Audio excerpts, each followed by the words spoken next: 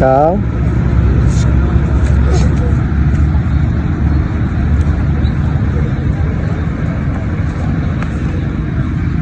زرمنو د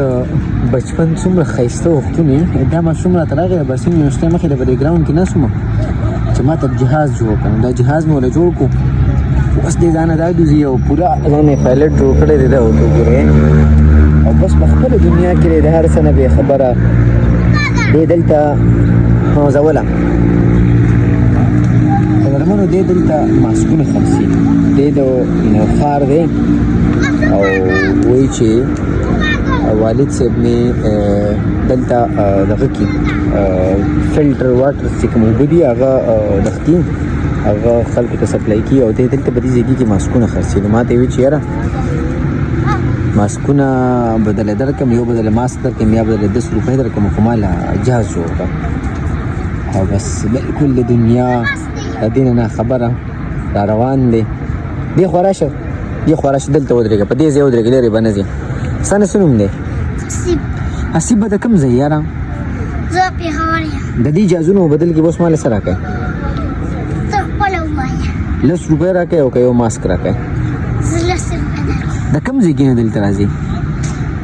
د کوم ځای کې نه دلته راځي تامړي نه راځي او والي صاحب دې څه چل کوي والي صاحب دې څه چل کوي والي پلار دې څه کار کوي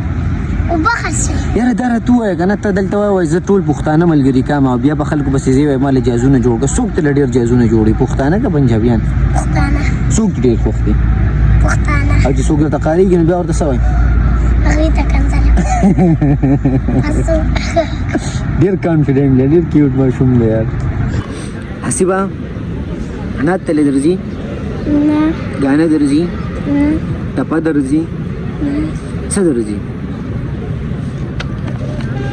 څه درځي ووایه شابه ووایه که نه یاره جهازونه درځي جهاز دله چا جوړ کړو زما نه څه نوم دی ما پېژنې او جهازونه دله مزه درکړي کومې لوبې ډېرې کوي صرف جهازونو او دلته د ماسکونو نه علاوه هم څه خرڅوي سهار څه ټایم راوځي 10 بجې راوځي ښه او د څه ټایمه پورې دلته یې 5 بجې د سټوډنټان درته څه وي څوک به درته قارېږي که نه ولې قارېږي څه وي درته څه وي ته ووایه که نه څه وي درته چې قار شي نو څه وي کار شي ها څه وایي وښي دي قارېږي درته څه کي درته کارېږي راته ته ورته بیا څه وایي زه ورته کنځلې